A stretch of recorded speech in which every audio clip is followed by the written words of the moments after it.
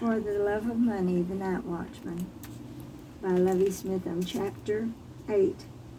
The man who called Nancy Thomas and inquired about the lady on the hill's identity and offered money for answers was none other than Earl Lee Watson. A little birdie, a friend of a friend of a friend, told him there was such a mysterious woman living in Dallas in a rich traveler's home on a hill by herself. Everyone called her the lady. Could that be your wife, Early? Ex-wife, he corrected. Although they were not divorced, he would not claim her as his own. Still, he was curious enough to invest this news from a friend. When he never received a return call from the one who called, the one named Nancy Thomas, he planned a trip. With limited funds, Early Watson took a Greyhound bus to Dallas. He hired a taxi to take him to the famous house on a hill where the woman named Lady lived. The driver knew where to go, but warned him that he had a better chance of seeing her face at the wheel of her Mercedes-Benz, driving around to the best places, meeting up with high-class gentlemen. I can take you there right up front. Ring her bell all day long, she won't come to the door. I know what I'm talking about. Many tried, many failed.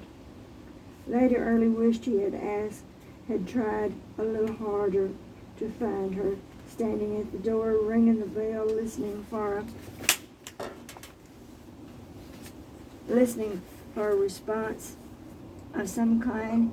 He had a feeling come over him that if he stepped through the door, there would be trees and woods, and there she would be, enticing him to disappear into the bushes with her and leave all worldly problems behind him. And those woods, she would see him a wishing well, where if he jumped in, he would find treasure and bring it to her. I will love you then, she would promise, an empty promise like all the rest, empty as the wishing well. I told you so, said the taxi driver. She never answers her door. Ready to go back down into the wishing well? He answered, not quite out of his fascination. The driver had heard stories about visitors at the house on the hill, the woman called Lady, but this one, Early Watson, was hurting, he could see, and feel as well. He decided to get him back down the hill and back to the Greyhound bus station as fast as he could drive, and not charge him a penny for the ride. That would be his good deed for the day. Early would not go back the second time. Lady left High Hill. She drove away one day in her leased automobile, carrying an expensive set of leather luggage and one small, cheap suitcase, long forgotten through the year previously.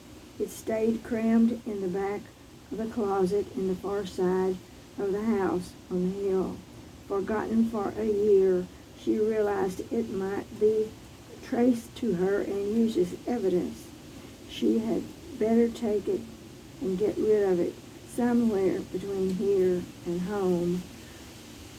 One stolen bill was still inside the suitcase. She could truthfully say she didn't spend all of the money. It was not convenient to shed the suitcase. For the 65 miles it would take to get to her parents' closed home on Lake Tawakoni, it was a reminder of what she had done. She asked herself, was it worth it? And said to no one who might have asked, Early will judge me fairly. I know he will. Chapter 9.